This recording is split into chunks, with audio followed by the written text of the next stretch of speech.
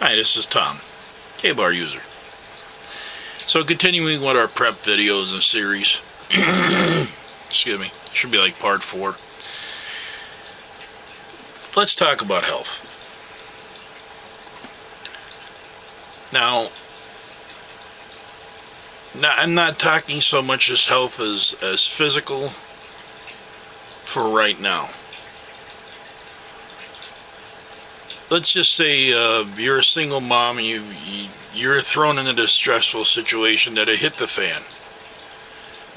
And you've got 2 kids. Let's just take it that you are a mom and dad team and you've got a couple of kids you're put into this situation. Or maybe you're a single dad and you got a couple of kids that are thrown into a situation. If it hits the fan, are you going to be able to handle said situation? It's going to be very stressful. Being cooped up in a house, even your house that you lived in for years, don't forget your kids are not going to have not the Nintendos, the PlayStations, the DS's, the cell phones, the TVs. They're not going to have all that to occupy their time now. There's only so many stories that they're going to listen to. You know, that this is what it was like when I was a kid type stories. I play guitar. My son plays guitar.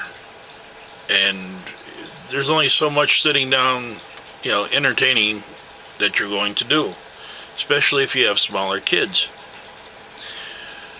This is going to create a very stressful situation. Which you're going to have to handle. Now, I know a lot of people out there, they do prep medicines. Have you prepped any medicines for anti-anxiety of any kind? Let's just say chamomile tea. Did you put any of that in the cupboard just in case? Powdered drink mixes. How much of that do you have? That'll stop the kids. Plain water is terrible to kids. It wasn't when we were kids. It is now. Okay, so that much health, you really got to think about. Mental stress, health. Now, along with the stress and the mental stress comes physical aspects. It's a whole different way of living. You're not drinking as much water. You're not eating as much food, and maybe you're eating different food altogether. Like, let's hypothetically say you have a cooked dinner every night. Okay. Well, now you may be eating MREs, or you may be eating dehydrated stuff, or you might be eating whatever. That's going to put physical changes in your body. You might get a little irritable in the back area. You're not drinking enough water. It's hot outside. You might get a little dehydrated. Now it's going to be physical. How much medicine do you have put away? Do you have first aid kits? Do you have a big enough first aid kit to cover everybody in the house? I'm not talking about gunshot wounds, anything like that. I'm talking about just general first aid. Is it big enough to cover everybody in the house, or is it just, one of them little Walmarts of, medical kits that you buy that you have under the counter?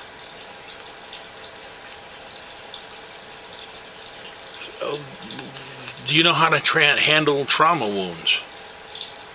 Let's hypothetically say you were cutting open your mountain house to make for dinner. The knife slips through the bag real easy because it's really sharp and you cut yourself butt good. Do you know how to stitch? Do you know crazy glue will close up a wound? Do you know how to make butterfly stitches out of electrical tape? Yeah, these are things you got to think about. Some people don't. Some people figure, as long as I'm packed up with food and water and enough ammunition, I'm good. No, you're not. there's going to be a lot of different situations that is going to arise, and I'm not going to be able to think of all of them either,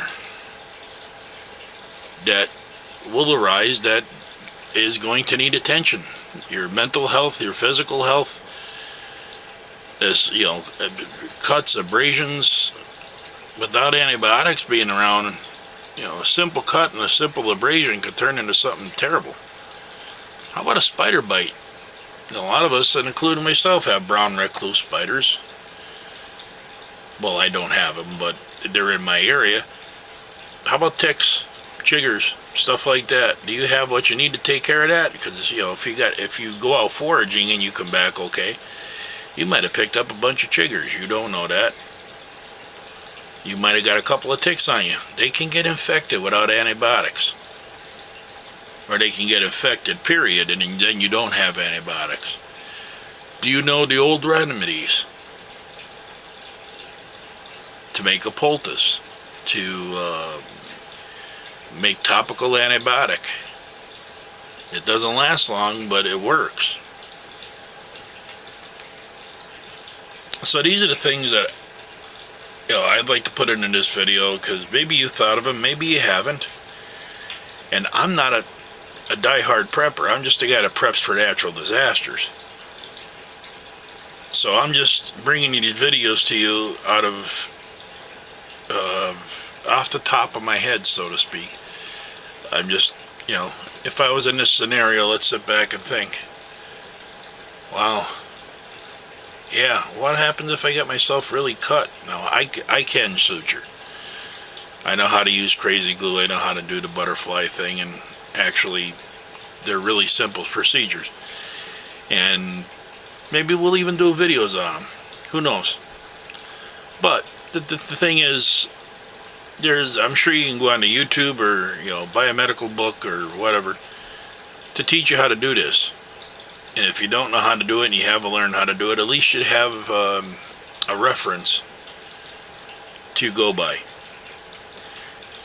So this is K-Bar User. Just another part of this video I just wanted to bring to you, and you know, something for you to think about. Not saying you'll ever need it, not saying you're ever going to use it, but something to think about.